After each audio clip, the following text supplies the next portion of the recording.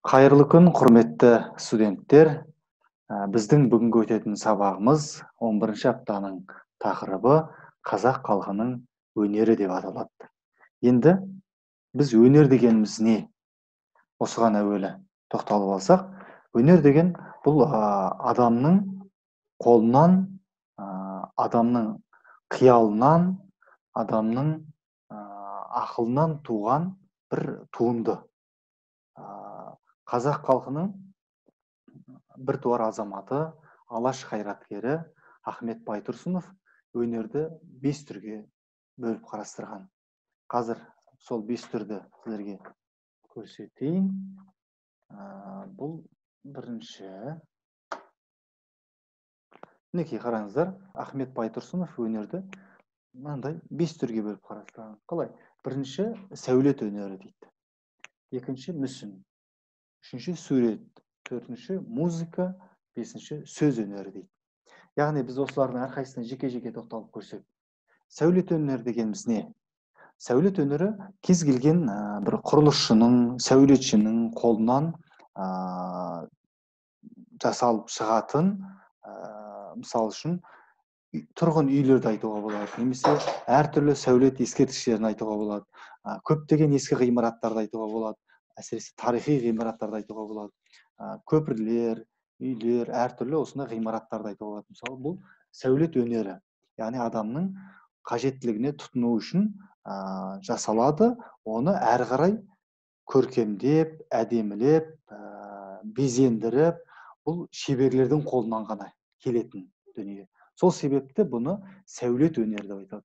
Бұл өнерді игеру, меңгеру, бұны жүзеге асыру деген сияқты нәрселер өте үлкен қабілетті, шеберлікті талап етеді. Сол себепті бұл өнердің ең үлкен түрлеріне жатады. Екінші, мүсін. Яғни бұл балшықтан, немесе әртүрлі металдардан жасалатын бір мүсін. Ол ненің мүсіні болуы мүмкін? Ол кез келген нәрсенің мүсіні болуы мүмкін. Адамның да, жануарлардың да, басқаның да, табиғаттың да, таудың да, әр нәрсенің мүсінін жасау. Яғни адам өзінің көзіне көрініп тұрған нәрсені әдемілеп, мүсіндеп жасау, бұл үлкен өнерді, үлкен қабілетті, шеберлікті талап етеді. Мәселен, түркі халықтарының көне дәуіріне көз тігетін болсақ, 7-8 ғасырлардың кезінде, түркі қағанатының кезінде, Күлтегіннің, Тоныкөктің, Білге қағанның деген секілді сондай үлкен ел билеген тұлғалардың өмірінен, солардың өмір сүрген кезеңінен қалған бізге бітік тас деп айтылатын үлкен туындылар бар. Осылардың барлығы сол мүсін өнерінің бір дәлелі. Үшінші, сурет өнері. Яғни сурет сала білу, қылқаламмен, бояумен, әртүрлі нәрселермен сурет сала білу, бұл да үлкен шеберлікті, қабілетті қажет ететін нәрсе. Сол себепті бұл да өнердің бір түріне жатады. Келесі, төртінші түрі музыка өнері. Музыка өнерін біз қалай айтуымызға болады? Мінекей, музыка өнерін біз күй, ән, жыр деп үшке де бөлуімізге болады. Қазір сіздерге домбыра дегеніміз не, қобыз қандай, сол аспаптарды көрсетейін. Келесі, мінекей. Мынау қазақ халқының ұлттық аспаптары. Біз сіздерге арнайлап көрсеткім келіп тұр. Так. Мінекей. Әр халықтың өзінің бір музыкалық аспаптары болады. Мінекей, сол сияқты қазақтың да музыкалық аспаптарының бірі мінекей домбыра, екінші қобыз. Бұл да домбыра мен қобыздың артқы беті көрініп тұр. Осы секілді аспаптармен әртүрлі музыкалар шығаруға болады.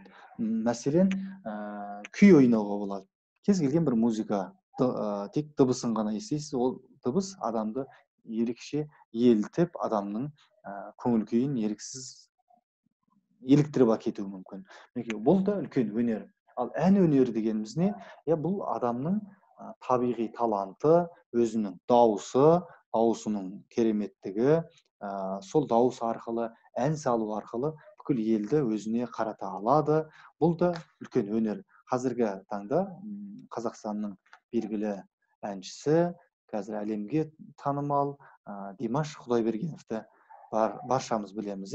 Ол әлемнің түкпір-түкпірінде өзінің концерттерін беріп, осы домбырамен күй тартып, әнін айтып, бүкіл әлемге өз өнерін көрсетіп жүр. Демек, бұл өнердің озық түрлерінің бірі деп айтуға болады. Так, келесі біз әрі қарай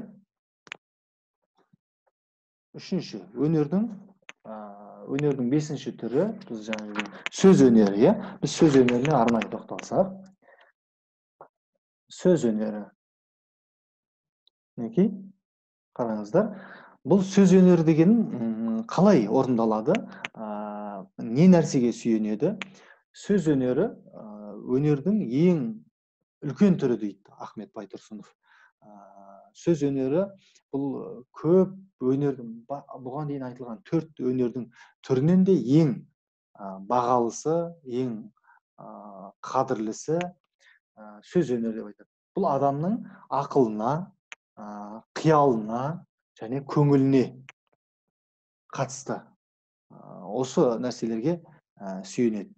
Мәселен, сөз өнері арқылы әлгі біздің айтып өткен өнердің 5 түрін айттық қой жаңа. Әлгінде ғана айтқан өнердің 5 түрі. Осы 5 түрінің ішінде сәулет, мүсін, сурет, музыка және сөз өнерлерге. Осы алдыңғы өнердің 4 түрінде біз бір ғана сөз өнерімен жеткізуімізге болады. Сөз сөйлеу өте үлкен өнер. Яғни сөйлей білу де, шебер сөйлей білу, шешен сөйлей білу, бұл өнердің ең үлкені. Сол себепті Ахмет Байтұрсынов сөз өнеріне ерекше тоқталады.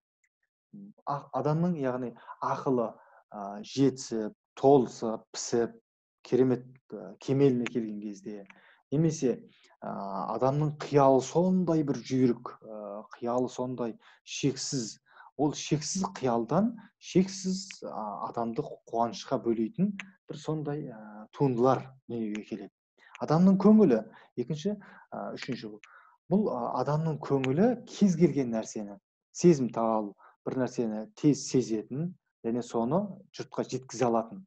Бұл да көңілдің сезген нәрсесін сөз өнері жеткізе алады. Әлгі айтқан өнердің 4 түрінде біз сөзбен беруімізге болады. Қазақта өнер алды қызыл тіл деген сөз бар. Біз осыған ерекше мән берсек. Неге өнердің алды қызыл тіл? Өйткені тіл өнері, сөз өнері бұл бүкіл өнердің ең алғашқы қатарында, алғашқы сапында тұратын өнердің бірі. Мәселен, сөз өнеріне қатысты қазақ халқының қандай өнері бар? Бұл ғасырлар бойы қазақ халқының тарихы да, дәстүрі де, салты да, өмір тұрмысы да барлығы осы сөз өнерімен тығыз байланысты. Сол себепті біз қазақ халқының өнері деген кезде біз барлығынан бұрын ерекшелеп айтуға тұратын сөз өнерін айтамыз. Мәселен, әлемнің көптеген халықтарын білеміз. Әр халықтың өзіне тән бір ерекше өнері бар. Мәселен, Жапонда сәулет өнері жақсы дамыған бір ғимарат бар екен. Мәселен, ол 100 жылдап тұрады екен. 100 жылдан кейін оны бұзып қайта салып отыру керек. Яғни, оны салған адам, сол сәулет өнеріне қатысқан адам, өзі кейін шәкірт тәрбиелеп кету керек. Сол тәрбиелеген шәкірті 100 жыл толған кезде оны бұзып, қайтып орнына басқасын салу керек. Яғни 100 жылдан кейін ол қайта салыну үшін, ол қайтадан өзіне шәкірт тәрбиелейді. Яғни өнер атадан балаға, ұрпақтан ұрпаққа жалғасып, осылай өлмей келеді. Яғни бұл өнерді өлтірмей алып келе жатады. Енді қазақ халқында да сөз өнері атадан балаға, ұрпақтан ұрпаққа өлмей жалғасып келе жатыр. Яғни біз сөз өнері деген кезде бірінші шешендік өнерді айтуымызға болады. Қазақ халқында небір би шешендер болған. Бұлардың барлығы сөз өнерін негізгі құрал еткен. Сөз кез келген үлкен проблеманың әлемдік деңгейде түсініспеушіліктердің барлығының алдын алатын бірінші кезекте шешетін осы сөз. Яғни сөз дұрыс болса, мәміле дұрыс болады, ол дұрыс болса, елде де, әлемде де тыныштық болады деген сөз. Яғни шешендік өнер. Екінші, біз шешендік өнер мен қатар біз ақындық өнерді айтуға болады. Бұл шешендік өнер, яғни толғап айтатын, керемет үйлестіріп, байланыстырып, сөзді ұйқастырып, адамның көңіліне тимейтіндей керемет айта білетін болса, бұл шешендік өнер. Біз бұл дауды да, небір соғысты да, басқанда бәрін тоқтатқан осы шешендік өнер. Енді қазақта тағы бір сөз бар. Шешендік өнердің шыңы кісінің көңіліне тимей сөйлеу. Яғни ешкімді ренжітпейтіндей сөйлеу, бұл шешендік өнерге жатады екен бұл да. Енді біз бүгінгі сабақта ақындық өнерді ерекшелеп айтқымыз келеді. Ақындық өнер дегеніміз не? Қазақтың жалпы түркі халықтарының көне дәуірден бері қарай жалғасып келе жатқан ерекше тоқталып айтуға болатын өнерінің бірі осы ақындық өнері. Қазір сіздерге ақындық өнерге қатысты тағы бір сурет көрсетейін. Мінекей. Мәселен, ақындық өнер дегеніміз не? Қазіргі уақытта ақындық өнер сахнада көптеген телеарналарда арнайы осындай айтыс өнері беріледі. Ақындық өнер деп отырғанымыз осы айтыс өнері. Бұл өлең сол шешендікті, тапқырлықты, кісінің көңіліне тимейтіндей сөйлеу, ұйқастырып сөйлеу, шешен сөйлеу, тауып сөйлеу, осының барлығын музыкамен өзі сүйемелдеу арқылы, өзі сол сөзді жеткізу арқылы және қарсыласының жауабына екі адам шығып бір-бірімен жауаптасып сөйлеу арқылы орындалады, жүзеге асады. Яғни бұл өнердің ең шыңы деп айтуға болады. Қазір сіздердің алдарыңызда көріп тұрған, экраннан көріп тұрған екі ақынның сахнада айтысуы. Яғни бұндай сәттерде ақындар арнайы мінекей домбыра, қазақтың ұлттық аспабы домбыраны қолдану арқылы айтысады, немесе басқа да аспаптарды қолданады. Яғни ақындық өнер, айтыс өнері бұл қазақтың жаны, қазақ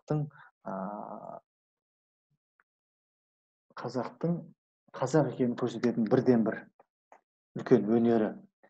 Енді біз бүгінгі сабақта қазақ халқының өнері дегеннен кейін біз ерекшелеп осы сөз өнерін, оның ішінде ақындық өнерді тілге тиек етіп отырмыз. Екі халықтың арасында үлкен айтыстар болған. Қазақтың, қырғыздың, өзбектің, немесе осы секілді түркі халықтарының көптеген ақындары болған. Олар бір-бірімен сөз сайысына түсіп, өзінің мықтылығын, шеберлігін осы өнер арқылы көрсетіп отырған. Қазірде бұл өнер аталған халықтардың бір шамасында бар. Бүгінгі сабақта сіздерге айтқым келген, түсіндіргім келген жалпы қазақ халқының өнеріне қатысты мәліметтер осылар. Ендігі сіздер берілген жаттығулар, үй тапсырмалары, соларға қарап отырып, қазақ халқының басқа да өнерлеріне қатысты, өнер адамдарына қатысты, өнер туындыларына қатысты өз ойларыңызды, пікірлеріңізді жазып, жаттығуларды орындап, үй тапсырмасын орындап, маған универ жүйесінен қайта жолдаңыздар. Бүгінгі сабағымыз осымен аяқталды. Келесі кездескенше аман сау болыңыздар.